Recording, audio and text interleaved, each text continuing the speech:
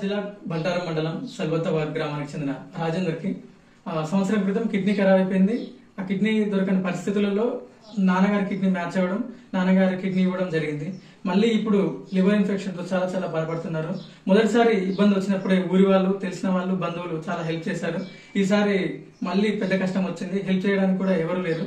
దయచేసి రాజేందర్ కి హెల్ప్ చేసి కొద్దిగా ఈ కుటుంబాన్ని కాపాడండి. Little soldier foundation, Nagarikal.